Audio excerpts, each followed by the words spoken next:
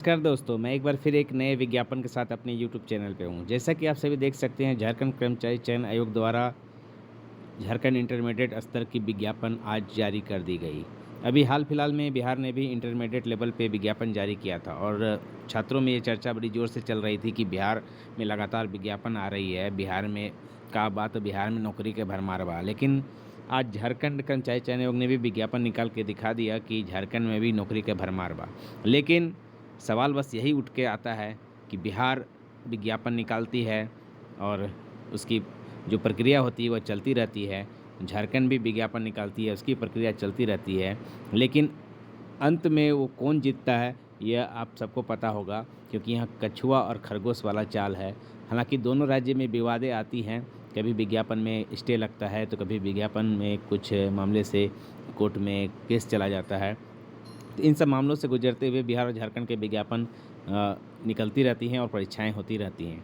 But अभी इन बातों पे ध्यान देने की ज़रूरत नहीं है, अभी अवसर का ध्यान देना ज़रूरी है। अभी छात्रों के सामने सबसे बड़ी बात है कि अभी दोनों राज्य से अवसर मिले हुए हैं, बिहार से भी मिला हुआ है और झारखंड से मिला हुआ है। दोनों की सिलेबस सामान्य ही रहती है, बस राज्य स्तर क्वेश्चनों में कुछ परिवर्तन रहती है। तो अगर छात्र इस सुनहले मौके का फ़ायदा उठाए और दोनों राज्य को विज्ञापन जो हैं, उनको एक टारगेट मूव में लेकर आगे बढ़े, तो कहीं न कहीं एक जगह सफलता उन्हें अवश्य मिलेगी। अब देख सकते हो कि झारखंड से जो विज्ञापन निकाला गया है, उस पे जो पद हैं, वो पद हैं निम्न वर्गीय लिपिक और स्टेनोग्राफर का। टोटल सीट की बात की जाए तो इसमें टोटल सीट मैं देख रहा हूँ 863 रखा गया है और इसमें आप देख सकते हो कि जो न्यूनतम शैक्षणिक योग्यता है वो इंटरमीडिएट रखा गया है 10+2। साथ ही टंकन एवं कंप्यूटर ज्ञान की आवश्यकता है और स्टेनोग्राफर की जानकारी होनी चाहिए पद के अनुसार।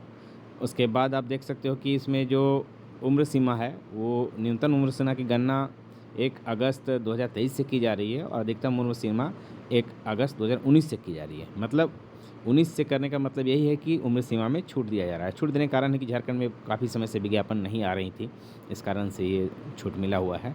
तो झारखंड के लड़कों से भी और मुझे यही कहना है कि आप अपने राज्य के विज्ञापन में फ़ोकस करें। बिहार राज्य के लड़के भी अपने राज्य के विज्ञापन में फ़ोकस करें। हालांकि दोनों राज्य एक दूसरे के विज्ञापन को आवेदन कर सकते हैं, लेकिन दोनों को लेकर बढ़ना है तो आप दोनों को लेकर बढ़ सकते हैं और इस सुनहले मौका का फ़ायदा उठाएँ। और आप देख सकते हैं इसमें पूरा डिटेल दिया हुआ है, जिससे आप जेएसएससी की वेबसाइट से डाउनलोड कर सकते हैं।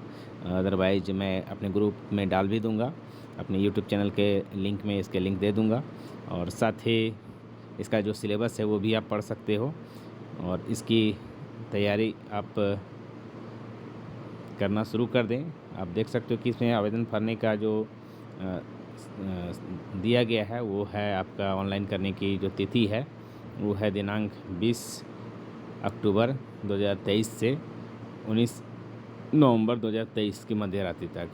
परीक्षा शुल्क 22 नवंबर की मध्य रात्रि तक जमा कर सकते हैं और हस्ताक्षर अपलोड एवं आवेदन पत्र का प्रिंट आउट लेने के लिए आप 25 नवंबर 2023 की मध्य रात्रि तक आप कर सकते हैं। उसमें जो सुधार वगैरह के लिए भी डेट दिया गया है, ठीक है। और जो आपका परीक्षा का स्वरूप होगा वो दिया गया है। जैसे मुख्य परीक्षा हैं, परीक्षा एक चरण होगी जो कि मुख्य परीक्षा के नाम से ली जाएगी, जिसमें सही उत्तर के लिए 3 अंक के प्रावधान किया गया है और गलत उत्तर के लिए 1 अंक की कटौती की जाएगी। जिसमें आपका हिंदी भाषा ज्ञान के 60 प्रश्न होंगे, भाषा पत्र 1 में अंग्रेजी भाषा ज्ञान के 60 प्रश्न होंगे। उसी तरह जनजातीय क्षेत्रीय भाषा के भी क्वेश्चन होंगे और बाकी अन्य जो हैं उनका सिलेबस ये दिया हुआ है। आप सभी से विस्तृत रूप से आप डाउनलोड करके पढ़ लेंगे। बस मेरा यही कहना है कि सुनहला मौका है और इस मौके को हाथ से जाने नहीं देना है।